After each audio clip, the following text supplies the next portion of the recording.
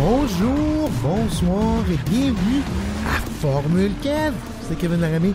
Bienvenue à ce premier épisode dans lequel nous allons évidemment regarder un peu les résultats du Grand Prix d'Autriche. Nous allons regarder aussi les nouvelles designs, les nouveaux designs, les nouvelles couleurs de toutes les voitures. C'est l'édition mode 2020 de Formule Kev dans le deuxième segment de l'émission. Aujourd'hui, évidemment, nous allons commencer par parler du Grand Prix d'Autriche, parler de la grande performance de Valtteri Bottas et nous allons continuer. Mais évidemment, si vous ne me connaissez pas, je suis Kevin Laramie, journaliste sportif depuis 2013. Évidemment, j'avais en anglais une émission Scuderia F1 avec mon collègue Mark Daly. Et évidemment, nos horaires sont un peu différents, donc on a décidé de continuer chacun de notre côté. Et pourquoi pas commencer de mon côté une émission en français. Et je vous présente Formule Kev. J'espère que vous allez aimer cette aventure ensemble dans la balado franco parlant de Formule 1 et d'autres sports motorisés aussi. On va regarder la IndyCar lorsque ce sera important lors du Indy 500 et tout. Nous allons regarder le NASCAR lorsque sera nécessaire aussi. Une belle performance du Québécois Alex Labbé la semaine dernière. Donc on va garder des points de repère un peu partout dans le sport motorisé. J'ai plusieurs courses favorites que je dois dire dans le monde entier et nous allons regarder quelques extraits de ces courses tout au long de cette saison de Formule Kev. Bienvenue à cette édition. Et si vous me découvrez, si vous m'entendez pour la première fois, bienvenue. Si vous m'avez entendu sur les ondes de 91.9 durant les dernières semaines dans l'émission de Pierre Infray pour parler Formule 1, bienvenue. Et si vous êtes un fan de soccer aussi, je vous invite à regarder tout ce qu'on fait du côté du Sports Podcasting Network, SPN, le réseau de balado sportive, des belles émissions de soccer féminin et aussi de médias sportifs. On parle de Scrum avec Johnny McKenzie et Tristan D'Amour. On a plusieurs émissions qui s'en viennent aussi sur le réseau. Donc, de grandes choses qui s'en viennent pour notre réseau et on vous invite à regarder tout ce que l'on fait. Mais bienvenue à Formule Kev et c'est moi, Kevin. Aujourd'hui, la manière qu'on va regarder les Grands Prix durant les prochaines semaines, on va regarder un peu l'ensemble du Grand Prix. Je ne veux pas m'attarder à tous les tours, tout ce qui s'est passé. Il y a plusieurs endroits et plusieurs très bons articles, et très bons reportages que vous pouvez écouter partout. Moi, j'aime un peu le gars des vues, j'aime le cinéma, évidemment, en tant que cinématographe, en dehors de mon journalisme sportif. C'est quelque chose qui m'interpelle et je regarde un Grand Prix un peu comme un film. Et je trouve qu'on devrait, en tout cas je devrais et je vais analyser comme le gars des vues. Donc, vu comme le gars des vues, en 3 actes, la Formule 1 en 3 actes, un Grand Prix en 3 actes, l'acte 1, l'acte 2, l'acte 3, l'acte 1. Un peu souvent, on va parler du départ, si j'ai un gagnant du départ, si quelqu'un m'a impressionné lors de leur manœuvre effectuée tout de suite après le départ. L'acte 2, l'acte dans la course où c'est un point tournant, lorsqu'on révèle le vrai protagoniste et le vrai antagonisme de ce film de Formule 1. On va en parler un petit peu plus tard pour cette édition de Vue comme le gars des vues de la Formule 1 du Grand Prix d'Autriche. Et l'acte 3, un peu la fin, les conclusions de ce Grand Prix. Commençons parlons un peu de l'hécatombe dans ce Grand Prix de Formule 1. Et on va expliquer un petit peu pourquoi. Je m'y attendais, et je m'attendais à cette hécatombe, je en avais parlé sur les ondes du 91.9.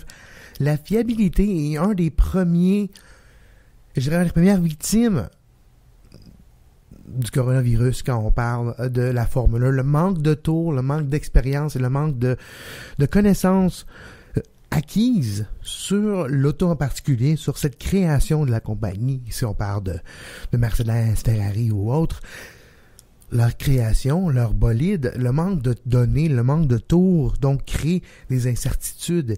Et ces incertitudes, c'est là la fiabilité. C'est là qu'on se demande si notre auto peuvent juste survivre à un Grand Prix. Et on a vu durant ce Grand Prix, c'était difficile de AlphaTauri à Red Bull en passant par Racing Point. Des fois, pour des ennuis bidons qui peut créer des résultats dommages. On va parler de Lance Stroll plus tard. Ou si on regarde un Max Verstappen, des ennuis techniques qui coûtent cher et qui pourraient coûter très cher durant une saison écourtée, tout dépendant du nombre de Grands Prix que cette saison va avoir. C'est aussi ça un peu le grand dilemme cette année, c'est l'incertitude dans la durée de cette saison. On est au courant des prochains Grands Prix, on va en parler la semaine prochaine, ce qui s'en vient durant les prochaines semaines et mois pour la Formule 1. On se retrouve déjà encore pour un deuxième Grand Prix, deuxième fin de semaine de suite, en fin de semaine pour le Grand Prix Stermacher de l'Autriche, encore une fois au Red Bull Ring, et on va voir la grande différence entre ces deux résultats, mais on va parler de ce qui s'en vient pour la Formule 1 durant les prochaines semaines. Mais cette hécatombe, cette incertitude et surtout ce manque de fiabilité, mon Dieu, a créé un beau spectacle. Ah, le chaos!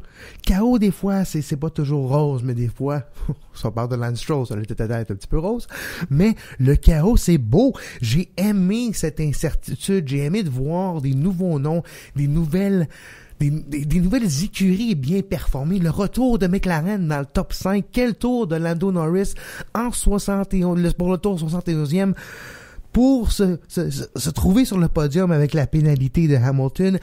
Quelle joie dans les mécaniciens de McLaren, cette énergie, cet enthousiasme, c'est ce qu'on aime, et Lando Norris est pour moi mon pilote du Grand Prix. C'est mon étoile dans le cahier. C'est l'élève que je vais m'arrêter à côté de lui. Je veux dire, bravo, félicitations. Ton effort porte fruit. Ton sérieux, ton écoute, ton apprentissage et ta volonté d'être et de performer mérite cette belle petite étoile dorée dans ton cahier Canada. Je sais pas s'ils appellent ça des cahiers Canada, hein, Lando Norris. Pas sûr qu'il y a ça des cahiers Canada, mais ce serait quoi un cahier rayé? En tout cas, ça c'est le cahier ligné de Lando Norris se retrouve décoré d'une belle petite autocollante étoilée. Lando Norris, mon pilote de la semaine en Formule 1. Continuons un peu sur cette veine. Pour moi, le Grand Prix d'Autriche résume bien ce que j'aime en Formule 1. On évidemment, Valtteri Bottas, on dira, c'est pas un grand spectacle, il n'a jamais vraiment été en danger. Oui, mais 2 fois, toute sécurité est sortie, il y avait ses adversaires juste en arrière de lui, puis non, bye-bye, il était parti, là. On parle d'une excellente belle performance de Valtteri. Et je pense que c'est un peu dénigrer sa performance en disant « c'est bien, les Mercedes sont rapides, sont premiers. » Ouais, mais pas facile, là, les Mercedes. Premièrement, ça va avoir l'air banal, et on va en parler quand on va parler de leur nouvelle couleur. Surcharge de température, on a vu des risques et on a vu même leur directeur technique, Monsieur James, leur parler à la radio pour finalement leur dire « Les boys, on arrête un peu sur les vibreurs, notre suspension ne durera pas, mais à côté température, il y a certaines données qui indiqueraient qu'il y a eu de surchauffe ici et là, et Toto Wolff a même mentionné que ça pourrait être causé à cause du changement de couleur des Mercedes. Si le soleil est assez fort, le noir au lieu de l'argent absorbe au lieu de diffuser et de refléter la chaleur. Mais ça va être je crois, un bon 2 minutes dans le prochain segment sur Mercedes et leur nouvelle couleur. Alors, regardons ce Grand Prix vu comme le gars des vues en 3 actes. Pour moi, le départ était un peu un départ non-absent, pas grand drame, pas de boule de quilles, pas de Danny Kvyat qui sort 2-3 personnes. Je pense que c'était un départ discipliné, et on a vu une belle performance d'un Lando Norris qui s'est essayé d'aller prendre Verstappen, pas capable, m'a résisté à Albion et s'est resté propre, obligé de sortir un peu de piste, revenu en piste, garder ses vitesses. Lando Norris m'a impressionné pour sa capacité à rester calme tout au long de la course. Et j'en ai parlé sur les ondes du 91.9 au courant de la semaine dernière. Lando Norris, pour moi, est un bon exemple d'un pilote avec une excellente tête sur les épaules qui utilise la pandémie et surtout le manque d'opportunités normales pour un pilote, mais qui utilise une façon différente de les avoir les opportunités, de participer au Grand Prix virtuel, de devenir l'une des stars et des constantes dans ces Grands Prix virtuels, de fin de semaine à fin de semaine. Je voyais Lando Norris courir, Lando Norris avoir du plaisir, Lando Norris participer et être un peu un bouffon, mais un bon bouffon, un bon joker dans ces télédiffusions virtuelles et qui a augmenté sa visibilité médiatique et surtout son nombre de fans. Et avec la performance de McLaren en fin de semaine, je pense que c'est quelque chose qui va continuer. Lando Norris et Carlos Sainz, pour moi, vont être les révélations de l'année en 2020. McLaren finalement sorti des boules à mettre après des années et des années de vache maigre et surtout, pas juste maigre, mais peut-être périmé. McLaren se retrouve maintenant avec une auto rapide et peut-être des succès inespérés pour continuer un podium à leur première course en 2020. Quel résultat pour McLaren. Mais l'acte 1 de cette course, c'était pour moi le départ de Lando Norris propre, intéressant à voir, respectueux et surtout fiable dans l'auto, mais fiable dans la conduite et n'a pas mis aucun de ses adversaires en danger. Et ça, pour moi, c'est quelque chose qui est très important parce qu'on a vu d'autres comme les Romain Grosjean ou même les Danny Kvyat au cours des dernières quelques années ne pas nécessairement tenir compte de leur adversaire lorsqu'ils faisaient une manœuvre défensive et on a vu Lando Norris courir extrêmement bien et surtout très propre durant ce Grand Prix. Maintenant, l'acte 2.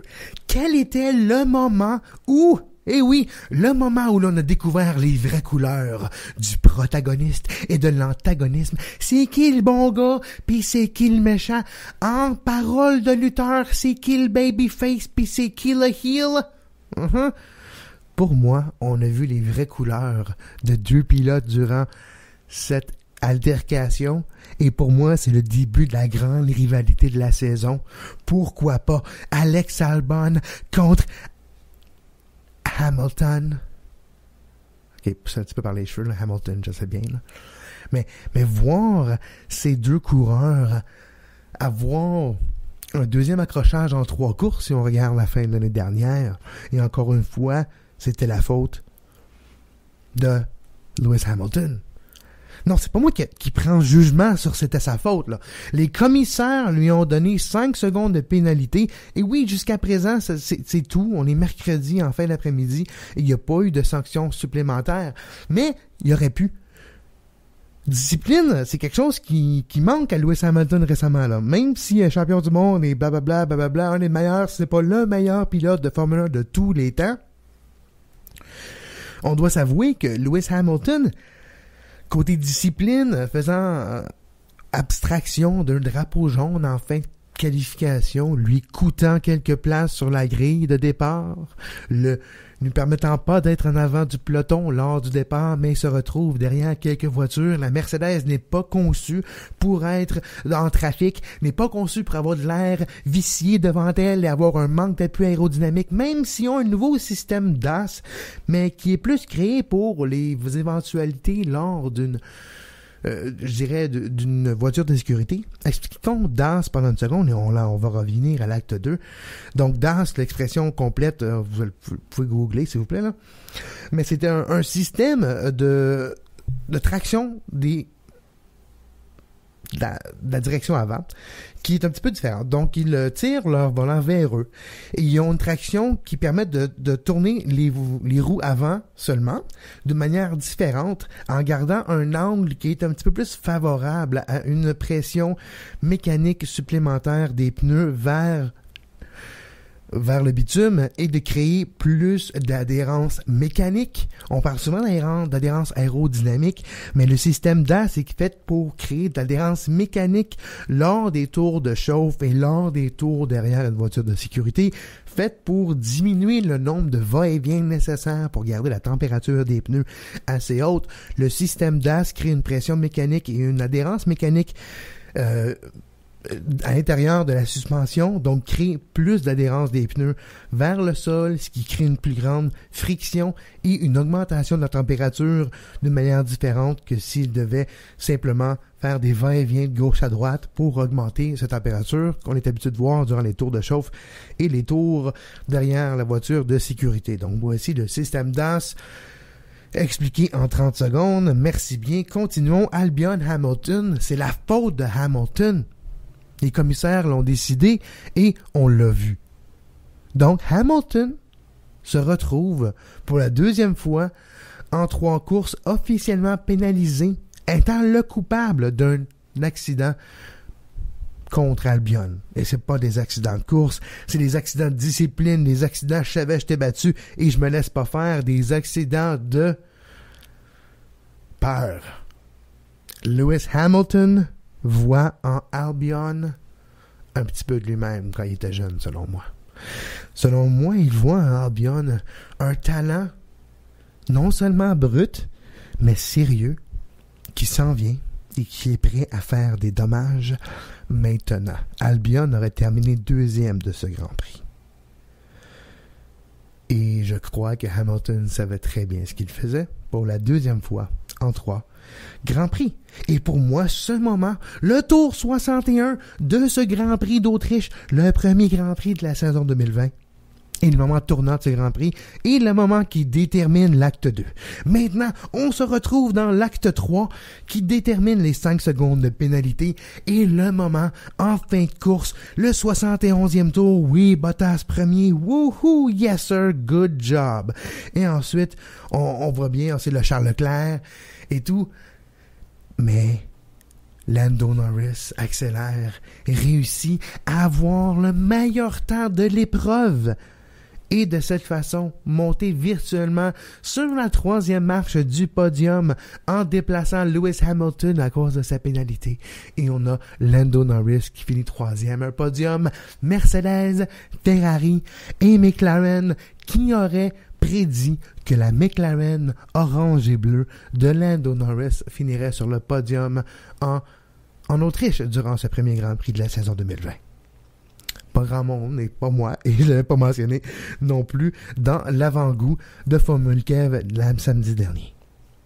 Et voilà, c'était mes pensées sur le Grand Prix d'Autriche. On va prendre une petite pause, on va remercier nos commanditaires, et au retour, nous allons regarder le côté mode, le côté design, les couleurs, les peintures, de 10 à 1. On va utiliser mon opinion vestimentaire qui vaut probablement pas grand-chose. Et on va parler des plus belles couleurs de la saison 2020. De retour, après la pause.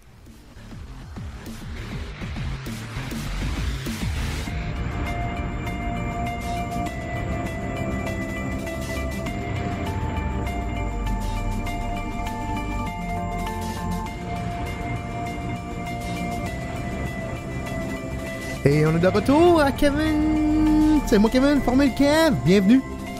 Et en deuxième portion d'émission, aujourd'hui, nous allons regarder les couleurs des nouvelles écuries. Ben, pas des nouvelles écuries, mais les nouvelles couleurs des écuries. Et oui, de façon 10 à 1, j'ai fait mon petit décompte personnel avec mon opinion personnelle. J'ai regardé un peu ce que les autres personne pense sur les différents réseaux sociaux, mais c'est vraiment mes propres impressions sur les couleurs des écuries 2020. Certaines m'ont impressionné pour leur imagination et d'autres m'ont vraiment déçu pour leur manque de ce même imagination. Allons-y avec la position numéro 10, la déception des couleurs de 2020. Renault, qu'est-ce que tu fais? Ben voyons. Gardez le même noir, gardez le même jaune, changeons rien, continuons comme si tout allait bien. Voyons, toi. Et c'est loin d'être beau. C'est loin de faire l'unanimité. Renault, elle n'a pas l'air de Renault. Moi, quand tu me parles de Renault, là, je vois Alonso en bleu, jaune, célébré, comme il avait l'air d'un gars de 12 ans, en sautant de son véhicule puis en criant « Yeah! » you know? Ça, là, c'est ça que je vois quand je pense à Renault. Je vois pas de noir. Je vois du jaune, par exemple, mais j'en vois pas de noir. Évidemment, avec la nouvelle qui a été annoncée officiellement plus tôt ce matin, que Fernando Alonso est de retour avec l'écurie Renault pour la saison 2020, si tout se passe bien. J'espère que le bleu revient et que le noir repart, parce que bleu et jaune, c'est Renault. Tu peux même l'appeler Benetton si tu veux, puis m'être encore plus heureux, mais Renault m'a me contenter d'un bleu et jaune. Renault, le noir, Puis jaune, ça fait abeille. J'ai rien contre les abeilles, mais pour moi, abeille n'est pas Renault. Renault, c'est bleu puis jaune. Donc, Renault numéro 10, si vous êtes d'accord, parfait. Si vous ne l'êtes pas, tant mieux, je dirais. Malheureusement, en numéro 9, un écurie que j'aime bien, que j'ai encensé en première partie d'émission, McLaren, orange et bleu. Pourquoi? Je la comprends pas. Je trouve pas ça beau. Je trouve pas que ça fait ensemble. Je trouve que ça jure. Je trouve que c'est ça. McLaren, dans ma tête, c'est OK, peut-être argenté, mais je suis prêt à oublier ce temps-là. Je suis prêt à oublier West. Je suis prêt à oublier Mika Hakkinen, David Coulthard. C'est correct. Mais McLaren, pour moi, ça va toujours être blanc et rouge. McLaren, ça va toujours être genre comme blanc et rouge. C'est simple que ça pour moi. C'est ce qui me rappelle les couleurs de McLaren en Formule 1. Peut-être que je vis 20 ans dans le passé. Vous allez dire, Kevin, tu vis dans le passé. Oublie ça. C'est correct, McLaren orange. Il était orange dans le passé aussi. Ça fait, c'est beau, c'est correct. Vous avez le droit. Moi, je trouve que c'est pas beau. Je trouve que le orange, il est correct. Garde juste l'orange, drop le bleu, fait quelque chose de beau. Orange avec des petites trims blanches un petit peu ici et là. Ça commence à avoir du bon sens. Fais-moi ça comme un creamsicle, genre fudgesicle, orange et vanille. Là. Orange et crème, parfait. Orange et bleu, choisis bleu, choisis orange, mais fais pas les deux. Là. D'après moi, c'est ça. Numéro 8, passons maintenant à la 8e position. Pour les voitures 2020, la chronique design ici à Formule Kev. C'est bien beau, là, la stabilité, on va garder les couleurs nécessaires, pas besoin de dépenser des millions par année à tout refaire les casquettes, puis tout, mais à un moment donné, il faut bien t'évoluer un petit peu. Je sais, elles sont un petit peu différentes, il y a plus de trim rouge ici et là, en avant, sur l'aileron avant, sur l'aileron arrière, mais on s'entend qu'il n'y a rien de révolutionnaire, là. On parle de couleurs rouge, noire et blanche, forme géométrique de base. C'est genre comme... C'est différent d'un programme de design là, que tu peux avoir gratuitement ou que tu peux payer pour certaines options. Là. Mais l'option design Haas, c'est l'option gratuite. Puis les autres, faut que tu payes pour les avoir, ces designs-là. C'est genre l'option free test du design de la Formule 1 pour moi. La Haas. Maintenant, en position 7e, vous allez être surpris, mais moi, Red Bull, là, la Red Bull a fait rien pour moi. La Red Bull Racing, avec leur bleu foncé mat, pour ne pas dire noir, avec le rouge et le jaune. Non. C'est bien beau, Red Bull. J'aimais mieux la Red Bull dans le temps qu'ils se cassaient pas la tête avec Red Bull. Là. La canette de Red Bull, là, c'est pas compliqué. Là. Le design de la Red Bull, il se fait tout seul. Tu vas au marché, tu pognes la canette de Red Bull. OK. Bon, ben, c'est argenté puis bleu. Tu fais moitié, tu fais 4 quarts, tu fais une petite vague dedans, tu fais, OK, c'est argent, c'est bleu puis c'est argent. Tu mets le signe du taureau, tu mets un petit peu de jaune au milieu là. Tu te retrouves avec, tu mets le nom d'Honda ici et là, tu mets le 33 SO, puis tu te retrouves avec une Aston Martin Red Bull qui a de la gueule, là. Puis que tu t'identifies vraiment avec le Red Bull, là. Mais là, moi, le bleu, moi, là, ça me laisse pas mal indifférent. Puis on se retrouve avec Red Bull en 7e position. Et c'est ça qui est ça. Parlant d'indifférent puis de déception, Ferrari, là, non seulement c'est une déception en piste, si on regarde Vettel qui ne se pètera pas les bretelles cette année. On va parler de Vettel éventuellement cette saison. Je pense qu'on ne le reverra pas, Sébastien Vettel, en Formule 1 en 2021. Du moins, seulement s'il est prêt à faire beaucoup de concessions, mais sinon, on verra pas Vettel, je suis pas mal sûr. Regardons un peu la Ferrari. Aucune imagination. Un petit peu de rouge, un petit peu de noir.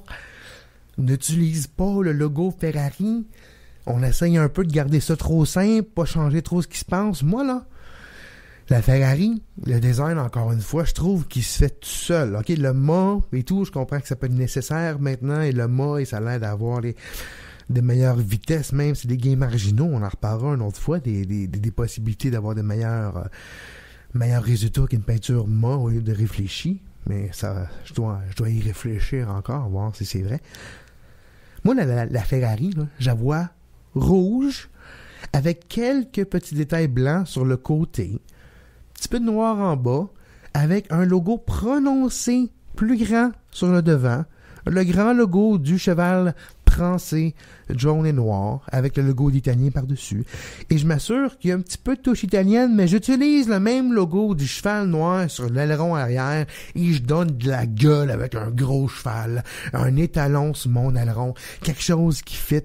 Ferrari, pour moi, manque un peu de conviction dans les bureaux, sur la piste, et merci à Charles Leclerc d'amener un petit peu l'enthousiasme dans cette écurie de Drasbe, et l'année prochaine, avec Carlos Sainz, ce sera le renouveau de la Scuderia Ferrari, et d'après moi, l'année prochaine, ils vont se battre pour le championnat, mais d'ici là, ce n'est que partie remise pour l'écurie Ferrari.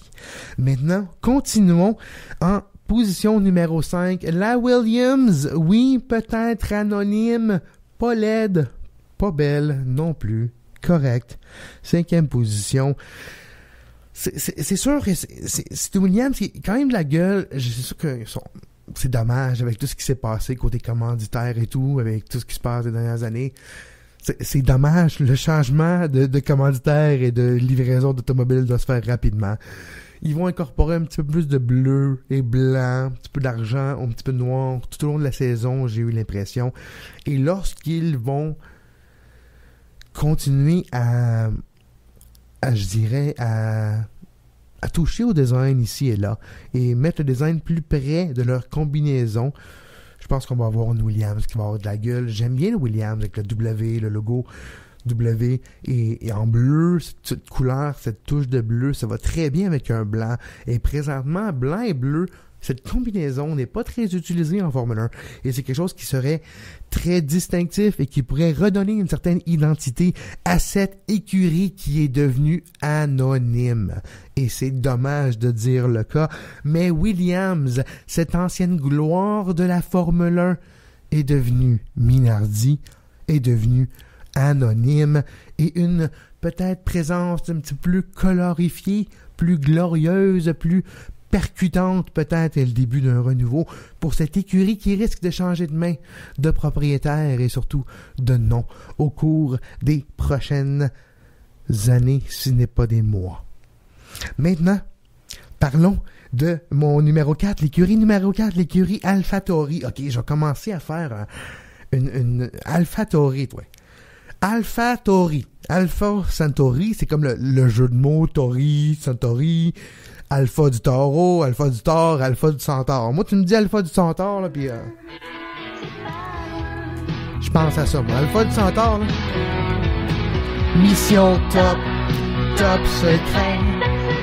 Mission top secret. Pour moi, c'est ça, Alpha du Centaure. Donc, mon écurie, mission top secret. Mon écurie, peut-être ma deuxième écurie préférée en 2020. Mon écurie, ma mission top secret, Alpha Centauri, AlphaTauri. Peut-être avoir de la misère avec Pierre Gasly et Danny Kvyat, mais peut-être pas. Et peut-être que AlphaTauri va bien faire. Mais j'aime bien leur look. Même si c'est la deuxième plus belle écurie avec le nom Alpha dans leur nom cette année. AlphaTauri, une propre identité différente. Pour moi, ils ont compris. Bon, on veut parler de la deuxième brand, la deuxième identité commerciale de notre compagnie Red Bull. C'est AlphaTauri avec les différentes saveurs et tout. Comment utiliser ça? Puis là, je suis sûr qu'on va avoir différentes versions. Peut-être une version cola qui va être rajoutée un petit peu bleu et rouge en arrière, qui va être magnifique. Mais ils ont compris. Le AlphaTauri, le logo, c'est comprenable. Le Honda, boum, en rouge, il flash. On voit le reste, c'est beau, c'est propre, c'est ligné, c'est saturé, c'est beau. AlphaTauri, 4e plus belle écurie pour moi en 2020. Alors, passons à l'écurie numéro 3. Oui, on va parler de Mercedes. La Mercedes, maintenant commanditée par Tommy Hilfiger, Ineos, Epson et autres. Quel beau design, changement total de direction en passant du chrome et du silver à l'argenté, en revenant au noir et au turquoise.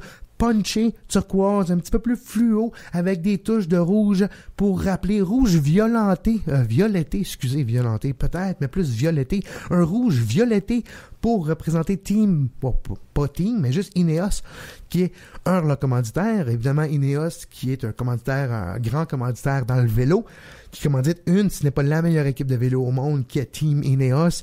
Soyez pas surpris durant les prochains mois si vous voyez des stunts publicitaires avec des vélos et des Formule 1, des courses, de voir Chris Froome et Egan Bernal faire un one-on-one, un contre Lewis Hamilton. Vous voyez le genre, ça c'est des choses qui s'écrivent tout seul, c'est des très beaux Instagram Stories qu'on va voir bientôt durant les prochains mois, soyez pas surpris. Avec Ineos comme commanditaire de Mercedes Petronas, la compagnie de Malaisie de pétrole, qui est un des grands commanditaires de Mercedes aussi. Donc cette auto avec le Tommy Hilfiger en avant, qui prend la place du sigle de Mercedes, que je trouve qui donne de la gueule quand même, mais même si c'est très très corporatif, je dois dire, je trouve ça beau. Ça me rappelle 98 quand je mettais mon chandail blanc avec le logo Tommy Hilfiger dessus, tu sais, ça me rappelle un meilleur temps où ce que personne savait c'était quoi le COVID-19. Mais à part ça, je trouve que ce noir et cette picoté argent sur la portion arrière de cette auto, de ce bolide, est magnifique. Ça donne du relief, ça donne du punch, ça donne des couleurs un peu avec des reflets. Ça fait différent. Et j'aime bien la direction que prend Mercedes, qui s'est dit, bon, ben pourquoi pas? On va mettre ça noir, quitte à coûter à peu près 10 degrés de plus s'il fait bien soleil. Ça va chauffer un petit peu plus, mais Colin, ça va être lit. Ça va nous chauffer un petit peu plus, mais maudine que ça va être beau. C'est ça, le design. C'est qu'est-ce que je suis prêt à sacrifier pour avoir l'air beau. Moi, quand je me lève le matin, ben c'est exactement ça le design. Puis on le voit, Mercedes sont prêts à prendre des risques. Racing Point, pas pris beaucoup de risques, reste vraiment similaire. Un petit peu moins de forme géométrique blanche et grise, plus de rose, un petit peu de touche de rouge, blanc et leur commanditaire principal BWT en bleu punché. Les Panthères roses, comme nous aimons les surnommer, les Racing Point, se retrouvent quand même avec une belle look, une belle gueule, deuxième dans le top 10 pour moi, à cause de tout ce qui inclut, pour moi, l'identité d'une écurie, la couleur. Quand tu vois l'auto, tu sais tout de suite c'est qui. Pour moi, ça, c'est important. Le rose, boum, ça donne ça tout de suite. On sait que c'est une Racing Point. J'aime que le commanditaire est boum, on le voit très bien. Mais le reste, c'est quand même, ça se fond bien dans le reste de l'auto. C'est sûr que JCB avec le blanc, le noir, le jaune, ça me tape un peu sur l'œil. Mais j'aime bien ce qu'ils font. Ça sera peut-être pas le cas si ça continue d'évoluer, mais les Panthères roses et surtout le rose, j'aime le côté identitaire d'avoir une couleur aussi distincte pour se représenter dans le peloton. Et ensuite, parlons de mon écurie favori. Et je peux vous en parler maintenant, je travaille plus là. Je vais vous en parler, mon écurie favori, c'est Alfa Romeo. J'ai travaillé dans la restauration pendant plus de 20 ans. Et jusqu'à les dernières années, je travaillais dans un hôtel de Montréal, au Delta Montréal. Et c'est jusqu'à présent l'hôtel où Alfa Romeo et d'autres écuries restent. C'est là qu'ils couchent.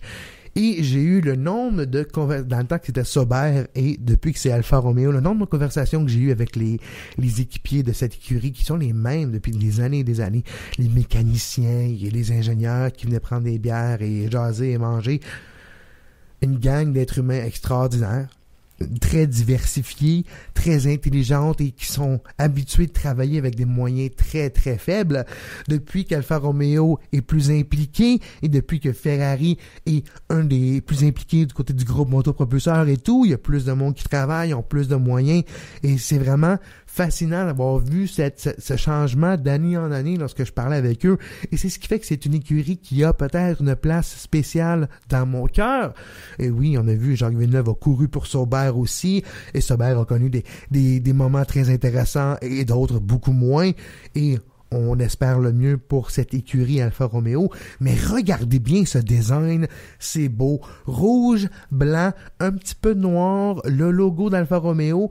Pas avec leur propre couleur pour tout défaire le design. Non. Juste le milieu blanc et rouge fait d'une façon très innovatrice et distinctive. J'aime ce tandem de couleurs. J'aime ce design. Je trouve que c'est la plus belle voiture du peloton. Surtout en mouvement. Ces voitures sont faites pour être regardées en mouvement.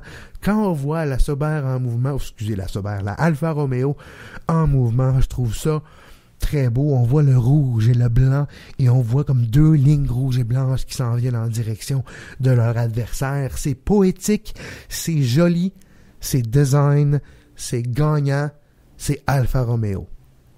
Vous pouvez m'envoyer une Alfa Romeo si vous voulez, mes DM sont ouverts, je suis prêt à l'accepter. Et oui, mais on rit bien, là, mais j'aime bien l'Alfa Romeo. Maintenant, on se retrouve presque à la fin de l'émission. Ici, on se retrouve avec un segment seulement à faire à l'émission, et je n'en ai pas parlé, mais c'est un petit segment que je vais faire tous les semaines pour parler de nos deux Québécois en Formule 1. Nous sommes une nation choyée. Non seulement sommes-nous distincts en tant que nation québécoise au sein du Canada, nous avons aussi 2 pilotes québécois représentés sur 20 en Formule 1. 10% de la Formule 1 est québécoise. Non, pensez-y un peu, là. 2 pilotes sur 20, c'est 1 pilote sur 10 qui équivaut à 10%. 10% du peloton de Formule 1 est québécois. Oui, monsieur.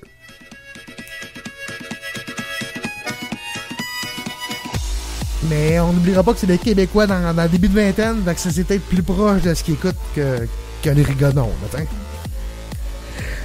pour moi, quelle performance de Lance Stroll, même si il a dû abandonner pour cause de déficience d'un capteur de données. Abandonner pour une déficience de données, c'est un peu ironique, mais l'ironie, c'est un peu la définition de la carrière de Lance Stroll, qui pour moi sera une révélation de la saison 2020. Le Québécois courant avec une panthère rose sera, pour moi, digne des plus grandes histoires de la Formule 1, parce que d'après moi, il va devenir top 5 cette année et Lance Stroll se retrouvera à être un des meilleurs pilotes du circuit. Est-ce que je porte des lunettes roses présentement? Peut-être, mais sa performance avec la performance de son coéquipier aussi, la qualité du moteur Mercedes et du groupe motopropulseur Mercedes, allié avec la technologie et l'habitude de Racing Point de faire des miracles aérodynamiques et de faire une très belle connexion entre le groupe motopropulseur client Mercedes et leurs propres pièces d'ingénierie aérodynamique en faisant ce lien. Racing Point, c'est une des forces qu'ils ont eues au courant des dernières années, et je crois que les performances de Sergio Pérez, qui a terminé 6e dans ce Grand Prix, et le Lance Stroll aurait terminé dans les points si ce n'était pas d'une déficience de capteur de données. Donc, on se retrouve avec, d'après moi, une situation où Lance Stroll aura une voiture qui va être capable de lui faire démontrer ce qu'il est capable de faire. On a vu qu'il était capable de... À plusieurs reprises, on a vu Lance Stroll être capable de gérer ses pneus, de gérer l'essence, de gérer ce qu'il y avait à gérer pour finir sur le podium, finir dans le top 10 avec une poubelle de Williams au cours des dernières années, avant de passer chez Racing Point ou Force India dans le temps jusqu'à Racing Point. Maintenant, avec le moteur Mercedes, avec une écurie qui a de la gueule et avec peut-être qu'il va être une bataille entre McLaren et Racing Point et Red Bull pour la deuxième meilleure équipe. Oui, Ferrari, bye-bye, vous allez avoir de la misère, mais peut-être qu'ils vont être aussi une bataille de 4 écuries. Mercedes va être premier, mais pour moi, c'est ces 4 écuries-là qui équivaut à la grande bataille. C'est Racing Point, c'est McLaren, c'est Ferrari, puis c'est Red Bull. Ces 4 écuries-là représentent le total du drame, le total des protagonistes, des antagonistes. D'après moi, c'est là-dedans que le gros morceau de viande de la saison 2020 va être. C'est bien correct, Lewis puis Valtteri. Allez-y, gagnez. Altala, Valtteri, c'est correct. En 2021, tout va changer, ou peut-être plus 2022 maintenant, avec les nouvelles règles, avec le cap de dépenses salariales au maximum de 150 millions par écurie, ce qui va être capable de donner une chance aux écuries comme les McLaren, comme les Racing Point, qui sont habitués de faire beaucoup avec pas grand-chose, mais là, le pas grand-chose va être pareil partout. Comment Ferrari et comment Mercedes vont être capables de réagir en ayant le tiers du budget présent, là? C'est ça. Ah ouais, tu te rappelles-tu comment faire grand-chose avec pas grand-chose? Non, ben c'est ça. Il va falloir trouver du monde. Je ne serais pas surpris qu'on voit beaucoup d'employés actuels de Racing Point, de McLaren faire le voyage chez les Mercedes et les Ferrari au cours des prochaines années pour se préparer à cet éventuel changement de réalité en Formule 1. J'espère que vous avez apprécié cette première édition de Formule Kev, cette première édition complète de Formule Kev. Vous pouvez me suivre sur les réseaux sociaux, @KevLaramé. Vous pouvez suivre cette émission aussi sur le réseau social Sports Podcasting Network. Juste vous trouver sur la page Facebook et sur la page officielle Twitter @SportsPodnet, @Sports, SPORTSPODNET. La version balado-diffusion, évidemment, vous pouvez la trouver partout où vous trouvez vos balados préférés. Mon nom est Kevin Laramé et jusqu'à la prochaine fois, je vous souhaite bonne course.